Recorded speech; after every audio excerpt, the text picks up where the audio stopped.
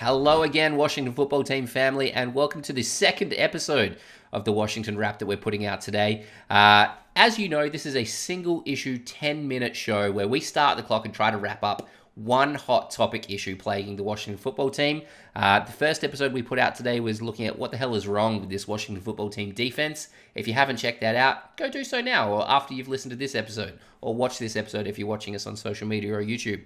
But this episode that you're listening to right now is our Week 4 preview with the Washington football team going down to Atlanta to play the Falcons in the Mercedes-Benz Superdome, or Mercedes-Benz Dome. Superdome's kind of a different thing. It's going to be an interesting game because this is a Week 4 must-win game for the Washington football team. We do not want to fall down to 1-3 after the first month of the season. 2-2, you can sort of reset, change what you need to, and start the season from scratch from there. But 1-3, that becomes very hard, and all of a sudden the walls start closing in around you a little bit. So we're going to look at what avenues to victory Washington football team needs to pursue this week in Atlanta. And joining me, as always, some very, very good football minds. This week we've got Felix Trammell and Brierre again. Let's start the clock. 10 minutes to preview this episode. Clock has started. Chip, I'm starting with you.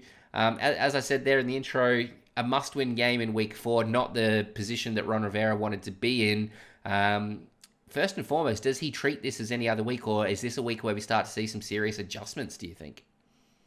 This is a must-win game, and that's how this team has to view it, because the schedule from here on out gets very difficult. You've got the Saints at home, the Chiefs at home, then you go to Green Bay and the Broncos on the road, who are 3-1 at the moment, or 2-1 at the moment, and they look pretty good. So you've got 4 teams right after this with winning records, and they are very good teams. This is a must-win, because if you can't get against the Falcons, who are winless, do not look good, do not have a good offensive line, their defense is Swiss cheese, then, yeah, I think we could just kiss the NFC East division goodbye at this point. I don't like to be as polarizing as this take is, but, I mean, the schedule based on what we saw against the Bills and the Chargers, 2 teams that are now in the conversation of being playoff contenders, did not go very well at all.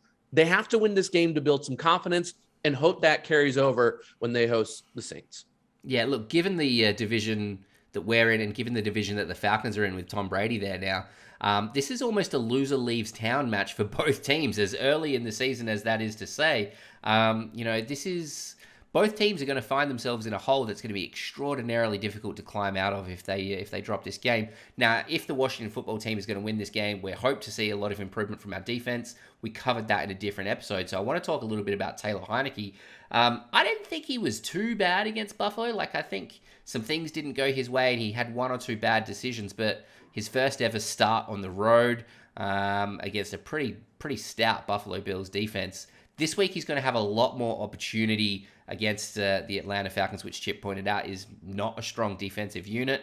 The offensive line for Washington's going to have a reasonably tough job. They've got some decent pass rushers in Atlanta, but Taylor Heinicke is going to have an opportunity here to rebound from a tough outing against Buffalo, where he did some nice things, but he did some things he'd like to have back. And if he can come out and really move the ball and succeed, what's that going to do for his own belief in himself, but also the team's belief in him as the quarterback for the rest of the year, regardless of when/if Ryan Fitzpatrick comes back? I think he can do well. And I think he's trying to prove himself from the pocket. If you've noticed, the last 2 games, he's been very in the pocket. But teams have also played and stay in the pocket. So use his legs a little, use his mobility. The Falcons' secondary is porous. Their linebackers are good coming downhill, but they're not good in coverage. So let's attack all 3 levels. They're not a good rush defense. So feature Gibson, who showed his ability on that screen pass. That's what everyone was excited for when we drafted him. That was so good. You kind of mix the 2. Let him win from the pocket, but don't forget about his mobility.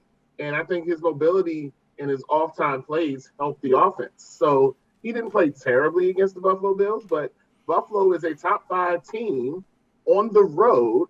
That's a great environment up there in Orchard Park. So he's not going to have that same atmosphere down in Atlanta, which is going to be a lot of Washington fans, because there are a lot of Washington fans in the South. So there's going to be a good portion of Washington fans there. So he can relax and just play ball. Let him play ball. He's a gamer. Let him get some off-script plays in. Boot him around. Don't just have him structured like you would have a game plan maybe for Ryan Fitzpatrick. And I think he'll excel because he'll just revert to what he naturally does, and that's try to make plays and move the ball down the field. And if I could quickly just jump in, he's also going home to Atlanta where he'll have family members watching. That also eases a lot of pressure off his shoulders to have your family there. Yeah, exactly right. And look, you're exactly right, Felix. Having a look at the old 22 from the Buffalo game, there were opportunities for him to run where he didn't. And it's one thing, like I'm actually okay with that in some respects. Like if he wants to develop as a pocket passer in the NFL, try to take less hits, try to take less risks, great. And there's going to be some bumps with that. But if the defense is giving you first downs on the ground, you got to take them as well. So it's 50-50, you're damned if you do, you're damned if you don't. But look, one thing that's emerging as a possibility, and you might have just seen me if you're watching this on the video on YouTube or on social media, I was just looking at my phone seeing if there are any updates. We might have Curtis Samuel this week for the first time in 2021 and the first time in the Burgundy and Gold. He has been activated off of that 3-week injured reserve, and he has practiced yesterday. We'll see if that happens again today. Traditionally, the Friday before the game week is a lighter practice, so he might just, participate in a walkthrough or something like that. But Curtis Samuel opens up this offense in an interesting and dynamic way. And, we've seen Diami Brown, we've seen Cam Sims try to fill that role, but we've also seen them drop some balls that, should have been caught. And when they do get the pass, they sort of get tackled immediately. They're not finding a lot of yards after the catch. Curtis Samuel can do both of those things and also alleviate some pressure off Terry McLaurin. So, Chip, we know how good Terry McLaurin is. How good can Curtis Samuel be on this Washington football team offense? Very good. He's dynamic. He brings so many different things to the offense, not only in the slot, but when he gets in the backfield. And that's something that Washington desperately needs right now. Their rushing attack is non-existent, even though Antonio Gibson has been pretty solid in terms of passing and rushing the football, but there's been nothing else to help get them over the 100-yard mark. Curtis Samuel, a good sign for what I'm hearing is that he is being active in practice this week. He's going out, he's making aggressive catches. Yeah, he's laboring a little bit, but he's showing that aggressive play that you want to see if you're getting ready for Sunday. So if everything I've heard from the people I listen to over at Ashburn are right, they feel okay, but it all depends on how he feels today, how he feels Saturday, and then they'll get him to start on Sunday. But if he's able to go full speed on Sunday, it's really going to help Taylor Heineke out and the rushing attack. That is the key to helping a young quarterback be confident and limit his mistakes. A good running game to eat up clock and keep that defense guessing. And couldn't agree more, and let's hope we see it. Felix, 3 minutes left. I know we spoke a lot about the defense in our other episode that we recorded today, but for those who didn't listen to that episode or haven't listened yet, obviously we're expecting a bounce back from the Washington football team this week against the Atlanta offensive line and the Atlanta offense in general. Matt Ryan, not very mobile, as we've touched upon. But if this Washington football team defense doesn't do well against Atlanta, how much of a red flag is that for this team? Because this really is a week that they need to show something that they haven't shown yet in 2021. For confirmation that they're a good defense, they would hold them under 14 points. The Giants held them to 17 points. The Eagles held them to 6 points.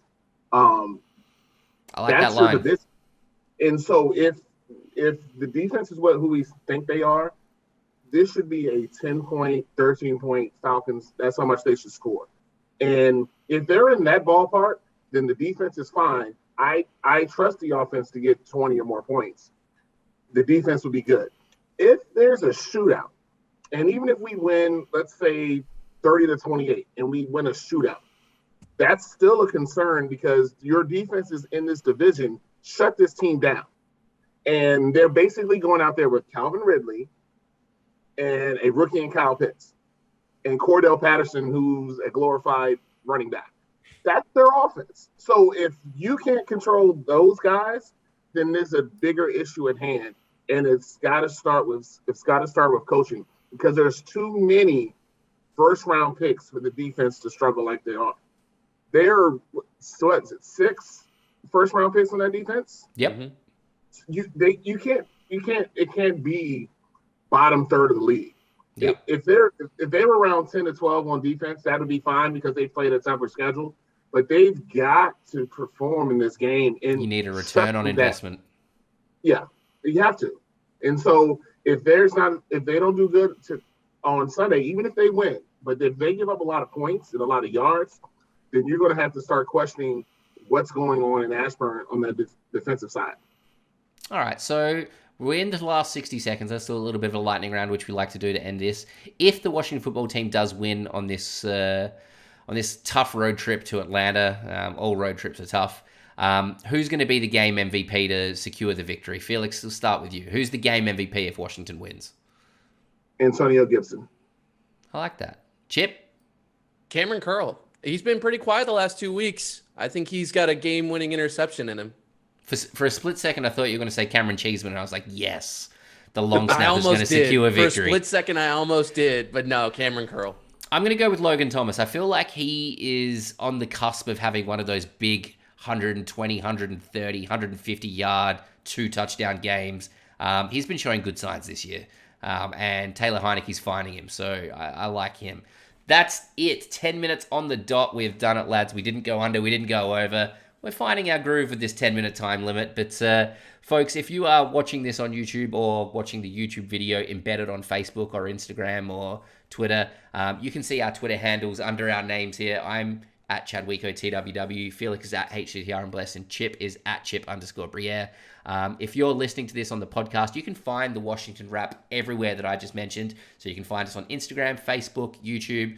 And if you're listening to us, for example, on Spotify, but you'd prefer to listen to us on Apple Podcasts or Stitcher or Pocket Casts or Google Play, all of that is possible. So make sure you're finding the Washington Wrap wherever you'd prefer to find it. Leave us a comment, leave us a like, retweet us, share us, review us, whatever, however you're engaging with the content. Give us some feedback. We'd love hearing it, and it helps us out immensely. Chip Brierre, Felix Trammell, always a pleasure, my friends. And let's hope we're here after Sunday reviewing a win, not a loss, because that's not as much fun.